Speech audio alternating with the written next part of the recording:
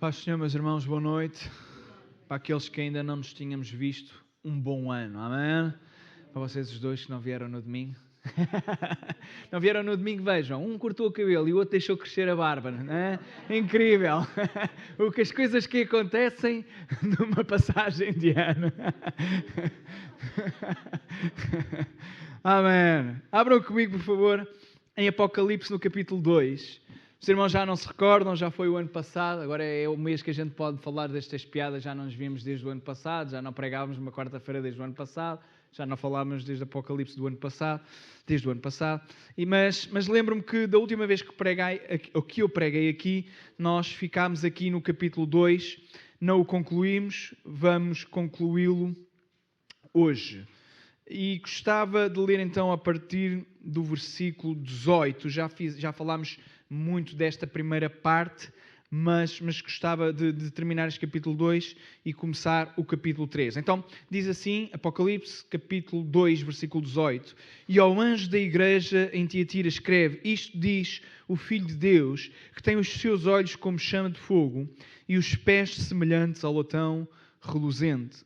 Eu conheço as tuas obras, o teu amor, o teu serviço e a tua fé e a tua paciência, e que as tuas últimas obras são mais do que as primeiras. Os irmãos já repararam, já sabem nesta altura, já estão especialistas depois de lermos tantas vezes estes versículos, não apenas deste capítulo, mas dos outros que vamos repetindo, que as cartas começam sempre com uma descrição daquele Jesus glorioso que João vê, não é? Já observamos que cada característica aponta para alguma coisa que tem a ver com a divindade de Jesus, e muitas destas características encontram-se em Salmos, ou em Daniel, ou noutros versículos também do Velho Testamento, nomeadamente de profecias que falam acerca deste Messias glorioso que é o nosso Jesus Cristo. Percebemos que cada característica tem também uma implicação para com a própria igreja aos quais João está a escrever. Neste caso, e aquilo que vimos é, por exemplo, que este é aquele que tem os olhos como chama de fogo.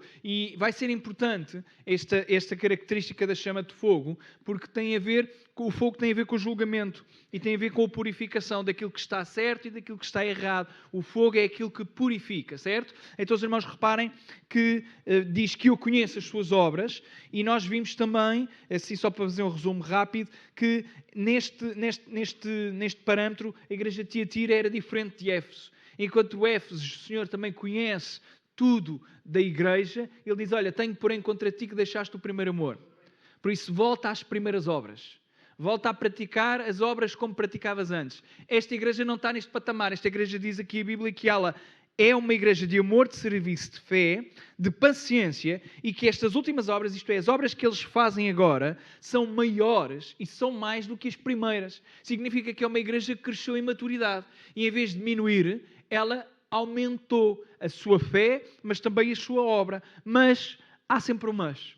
Diz, tenho contra ti que toleras Jezabel, mulher que se diz profetiza, ensina e engana os meus servos para que se prostituem como outros sacrifícios da idolatria. Não vou pregar disto novamente, mas percebemos e entendemos que tem a ver, não, é como uma mulher, sim, é uma mulher que está na igreja, não se chama Jezabel, mas tem a ver com o espírito enganadora que está sobre ela, exatamente como estava sobre aquela mulher do Velho Testamento, nomeadamente nas histórias de Elias, Jezabel e Acabe, não é? Então era alguém que se assumia como líder, alguém que se assumia como profetisa, alguém que se assumia como conhecendo muito bem a palavra de Deus e conhecia mistérios que mais ninguém conhecia.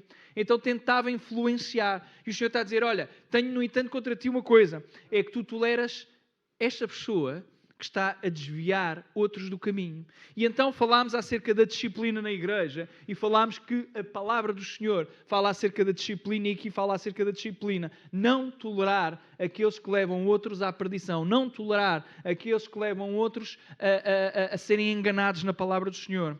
E diz-lhe, eu dei-lhe tempo, versículo 21, para que se arrependesse da sua prostituição, e ela não se arrependeu. Falámos do tema divino do arrependimento e como o Senhor dá sempre tempo para que as pessoas se possam arrepender.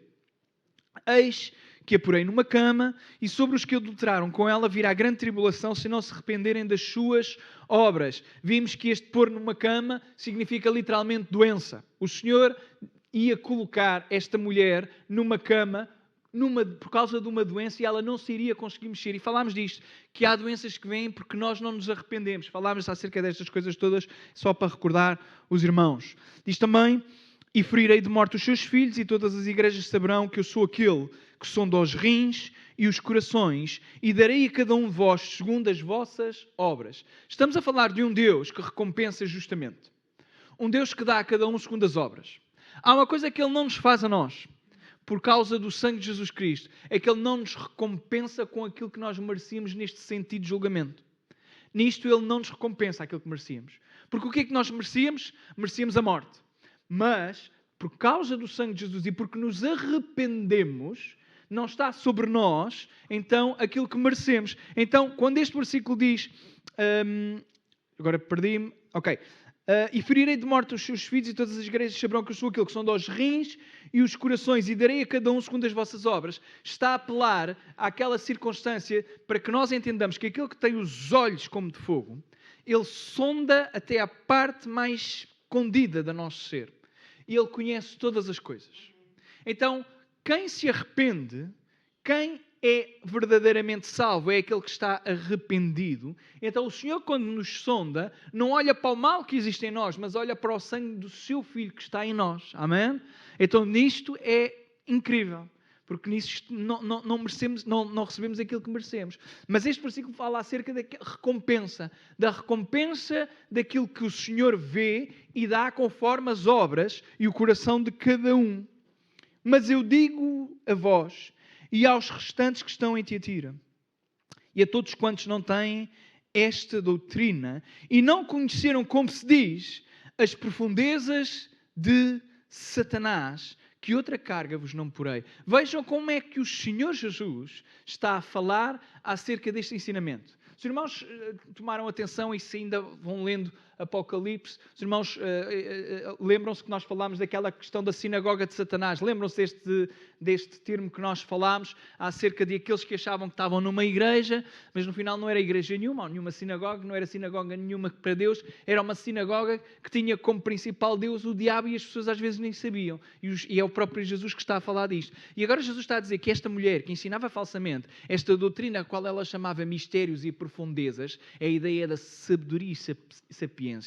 O Senhor Jesus não tem filtros não tem preocupação nenhuma em magoar as pessoas dos seus sentimentos. Nós hoje vivemos numa sociedade em que toda a gente fica muito ofendida com tudo aquilo que se diz. Qualquer coisa que se diz, qualquer coisa que se olha, as pessoas ficam ofendidas e até acham que têm o direito de dizer que se sentem ofendidas.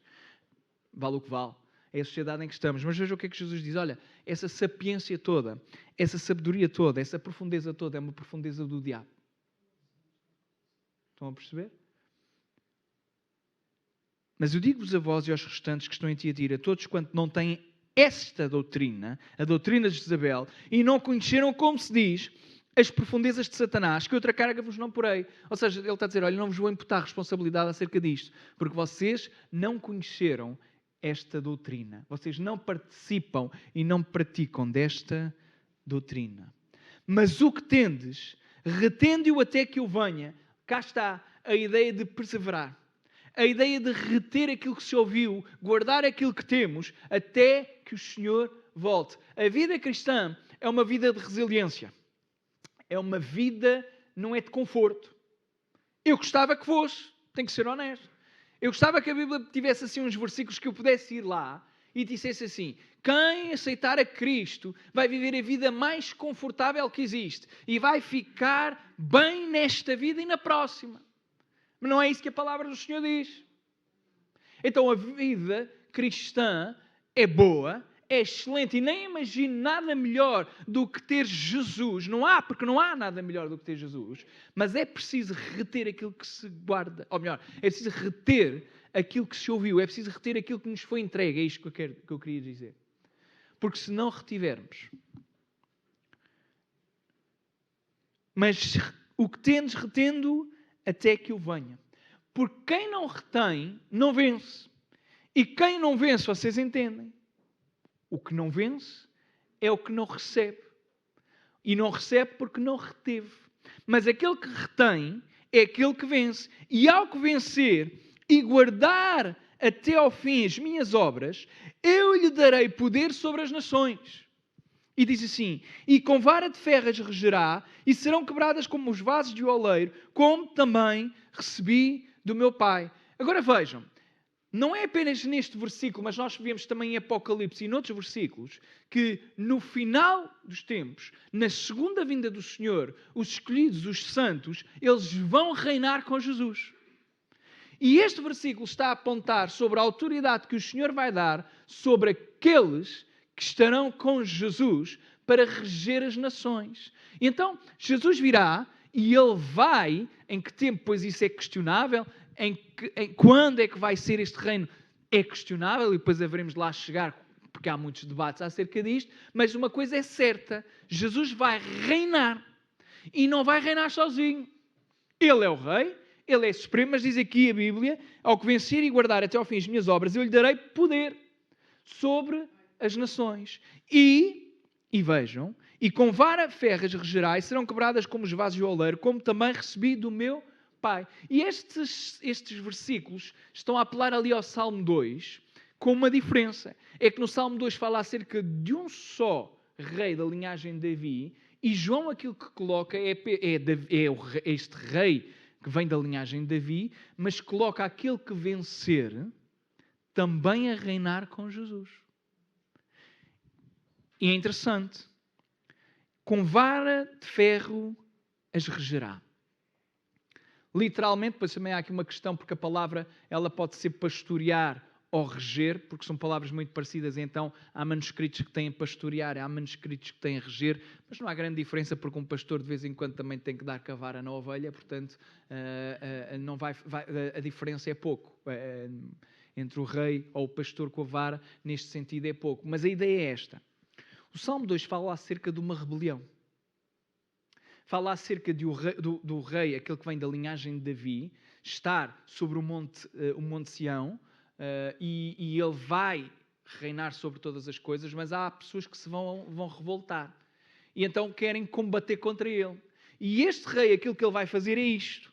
É reger com uma vara de ferro e quebrará toda a revolta. Há quem defenda que isto vai se replicar depois na questão do Apocalipse e quando o Senhor Jesus vier, que Ele vai vir, as pessoas vão reconhecê-lo como rei, mas vai haver um grupo de pessoas, um grupo de nações que se vai tentar revoltar contra este rei. Não seria muito difícil de imaginar isto a acontecer. Mas deveríamos lá chegar mais à frente, está bem? Mas o Salmo 2 fala acerca deste contexto, e o Salmo 2 está aqui, é a mesma coisa que está aqui, é o mesmo versículo. Uma coisa sabemos, no final quem vai vencer é Jesus. E não há qualquer revolta que vá e que possa ir contra o nosso Jesus. Aquele que vencer é aquele que receberá a estrela da manhã. E a estrela da manhã é uma outra expressão para o próprio Jesus. Então vejam, aquele que retém, guarda e vence até ao fim, receberá autoridade, mas receberá ainda uma coisa muito mais importante do que qualquer tipo de autoridade, é que recebe o próprio Jesus. Ele já tem Jesus, então a ideia é, quem tem Jesus e retém Jesus, no final receberá Jesus, mas permanentemente, porque estará com Ele face a face. Então é como se recebesse a estrela da manhã, isto é, Jesus literalmente a si. Não é incrível, irmãos? Fala acerca da salvação. Quem tem ouvidos, ouça o que o Espírito diz às igrejas. Capítulo 3. E ao anjo da igreja que está em Sardes, escreve isto. Isto diz o que tem os 7 Espíritos de Deus e as 7 estrelas. Eu sei as tuas obras, que tens nome de que vives e estás.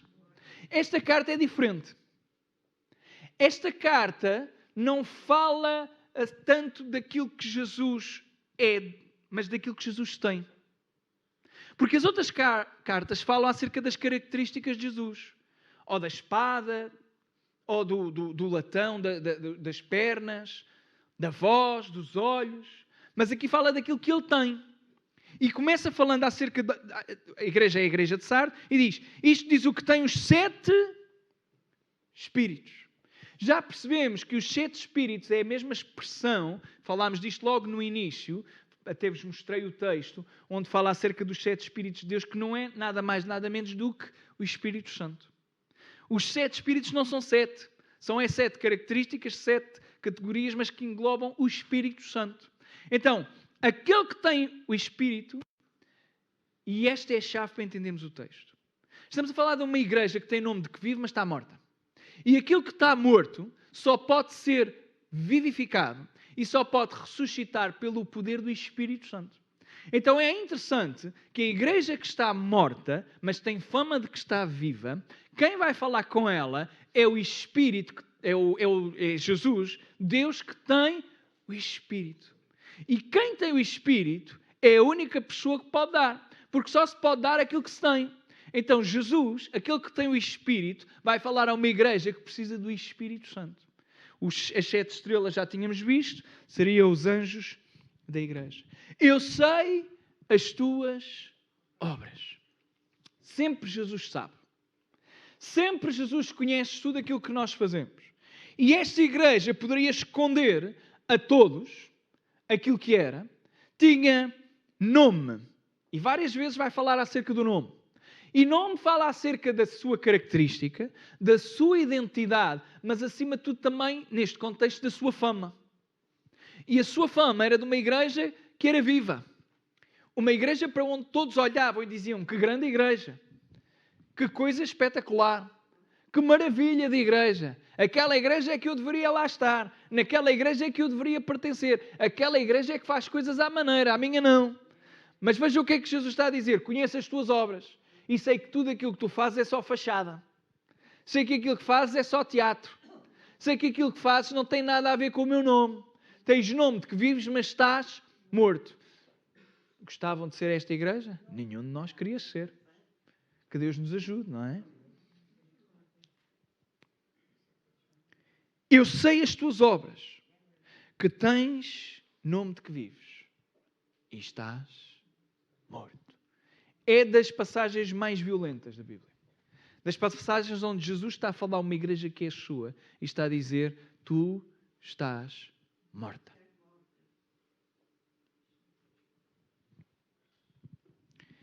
Sê vigilante. Sê observador. Toma atenção e confirma os restantes que estavam para morrer. A ideia é, conheço as tuas obras, sei que estás morto, apesar da tua aparência de vida. No entanto, ainda tens algumas pequeninas coisas. Estão prestes a morrer, mas ainda vais a tempo. Ainda vais a tempo para que estas pequeninas coisas, para que estas pequeninas obras, para que estas pessoas, para que estes fiéis não morram. Sê vigilante. Porque não achei as tuas obras perfeitas diante de Deus. Isto fala acerca de uma medida. Deus conhece, mas não conhece apenas. Deus conhece, analisa e julga cada obra. Você está cá? Significa que a sua igreja e com a sua igreja nós não podemos brincar, nem nós, nem ninguém. Significa que o Senhor está sempre atento, permanentemente atento à sua igreja. E se há coisas que nos incomodam, eu garanto-vos que a Ele incomodam muito mais. Muito mais. Às vezes ficamos no nosso zelo e ficamos irritados com algumas coisas e temos esse direito, irmãos. Não é isso que estou contra. E olhamos até algumas coisas na igreja e pensamos, Senhor, mas como é que é possível? Porquê é que isto não muda? Porquê é que isto não muda? E às vezes até ficamos indignados.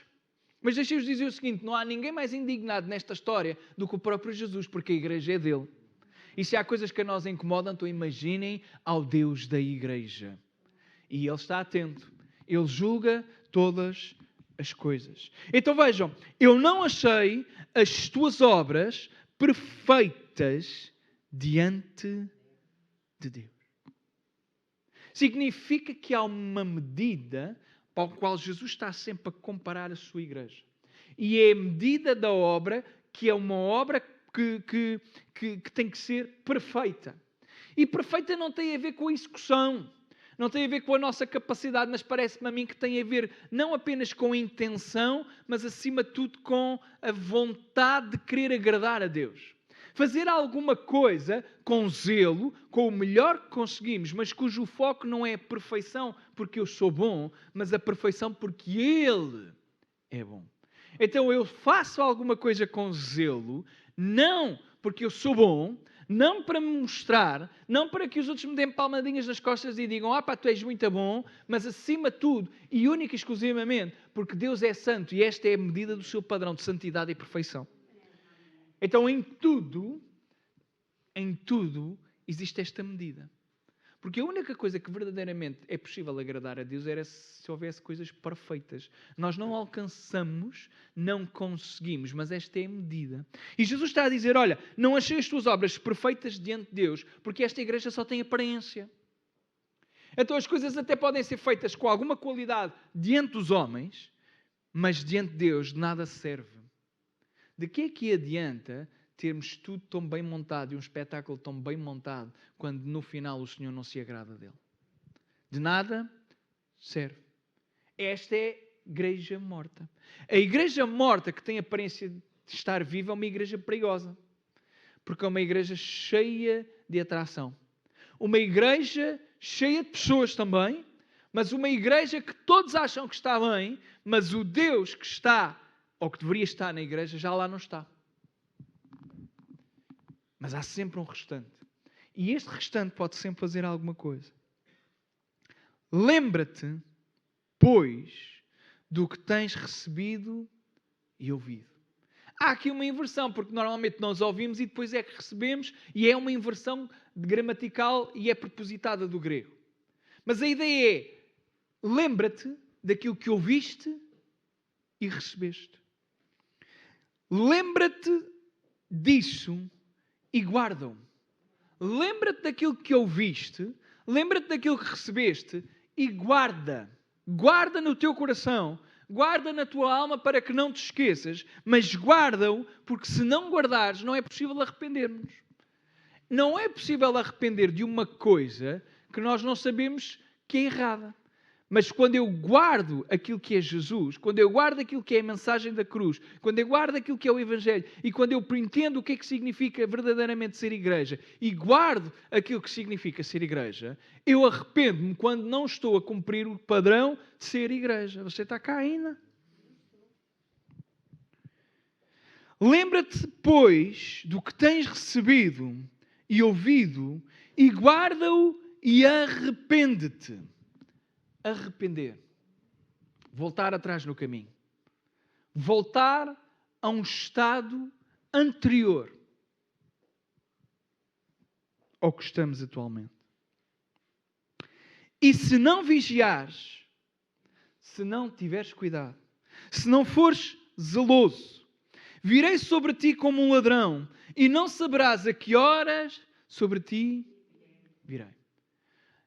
A ideia é, a igreja é uma igreja que tem aparência de estar viva, mas é uma igreja que está morta. O Senhor Jesus avisa, olha, ainda há um restante que não morreu, guarda esse restante. Analisei as tuas obras não são perfeitas diante de Deus. Mas olha, vigia, lembra-te daquilo que recebeste, daquilo que ouviste, guarda-o e arrepende-te.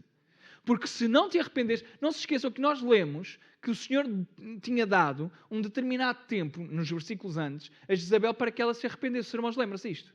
E aqui está a ligação. Mais uma vez o Senhor dá um tempo para arrepender. Há um tempo de arrependimento e depois há uma intervenção divina. E depois já não há tempo para arrepender.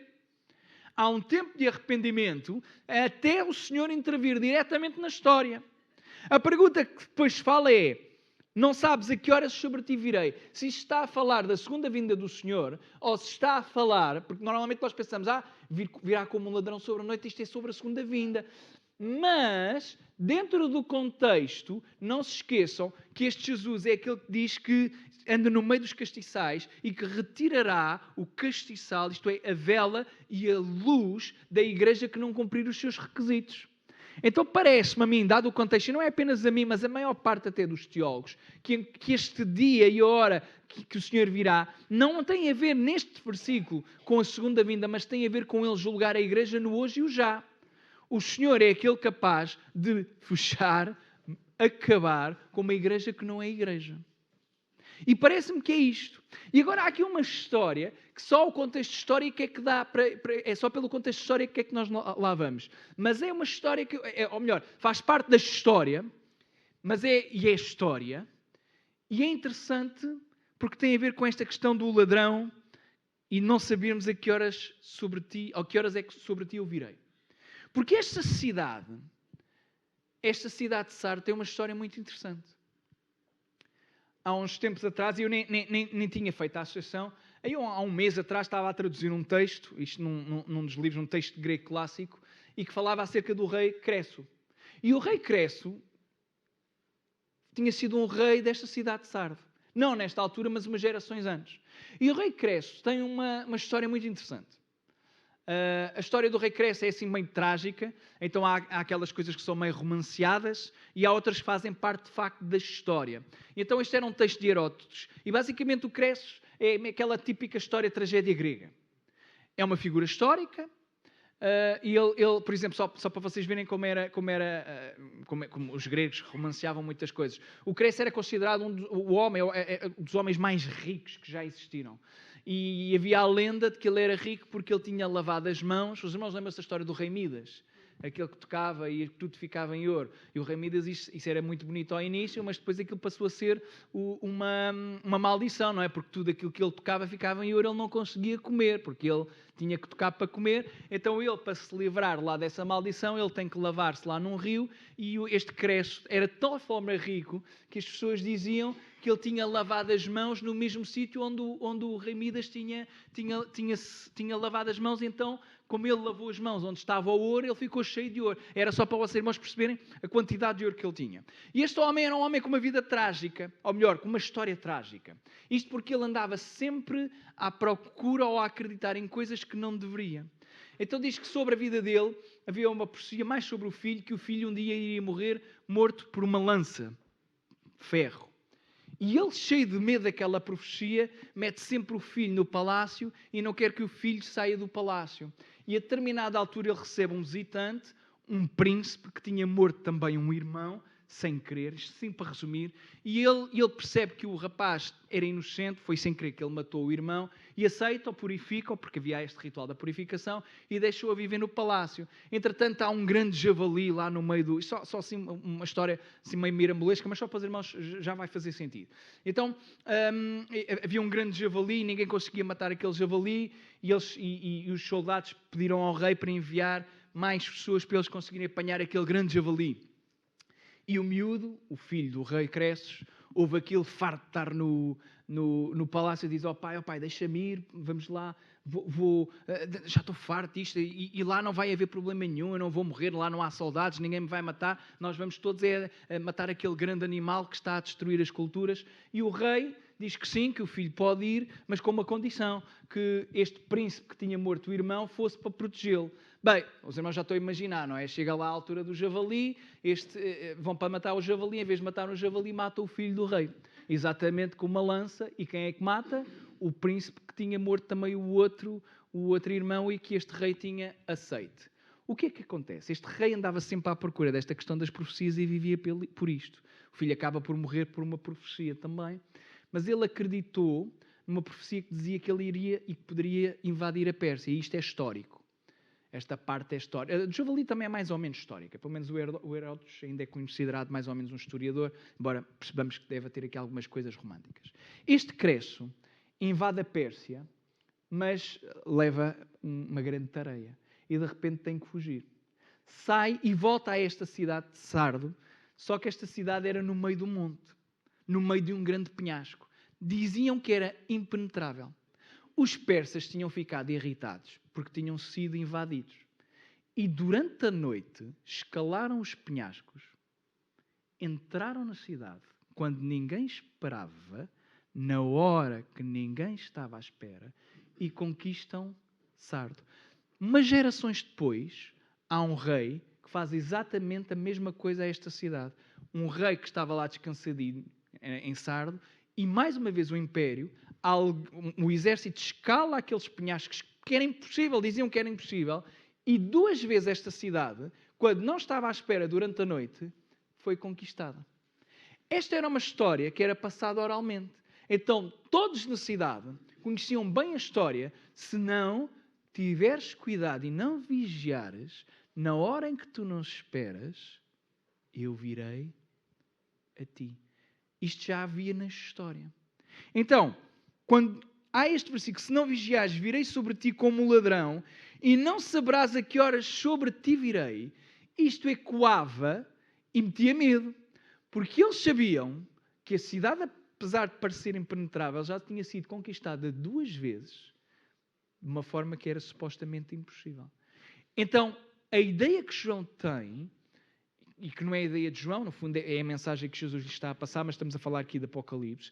João está a apresentar a história que vai também apelar ao sentido da memória daquilo que receberam e daquilo que se lembraram. Se não vigiares, vais ser conquistado. Se não vigiares, virei sobre ti. E a ideia é que não apenas em Sardes, mas na nossa vida, nós possamos avaliar e analisar e pensar se nós andamos a vigiar sobre a nossa vida ou não. Já repararam que nós conseguimos viver a vida tranquilos, felizes, como se nada acontecesse ou como se nada estivesse prestes a acontecer e vivemos a nossa vida impávidos e serenos, esquecendo que o Senhor pode vir a qualquer momento? O Senhor pode chegar a qualquer momento. Às vezes faço este exercício, meus irmãos. Se nós agora tivéssemos a informação que o Senhor... São 9h47. Amanhã às 9h47 da manhã Jesus vem. O que é que você e eu fazíamos? Já nem saímos daqui. Fazíamos aqui já um culto de vigília. Estava cheio, a abarrotar. Garanto-vos que esta igreja nunca ia ficar tão cheia. Digo eu.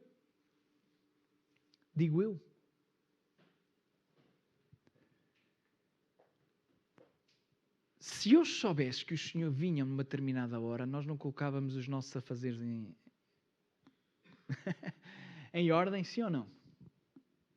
Ligávamos para quem tínhamos que ligar, falávamos com quem tínhamos que falar, lembrávamos das pessoas que nós mais amávamos e ligávamos diretamente para elas e dizíamos assim, olha, tu tens de te arrepender, tens até às 9h47 da manhã. Se tu não fizeres isso, olha, tu vais ficar cá.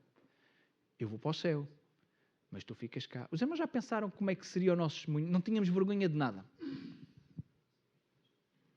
Porque não tínhamos nada a perder, amanhã íamos embora. Não é? Mas nós nem sabemos sequer se temos mais 1 minuto. Nem sequer sabemos se temos mais 10 segundos. Não sabemos. Então nós precisamos de vigiar constantemente. E este texto está a apelar para que nós vigiemos. Claro, tem um contexto, tem alguém que tem a aparência de que está vivo, mas afinal e na realidade está morto. Mas nós podemos aplicar isto à nossa própria vida e pensar se nós estamos ou não a vigiar acerca da nossa vida espiritual, do nosso compromisso, do nosso relacionamento com Deus.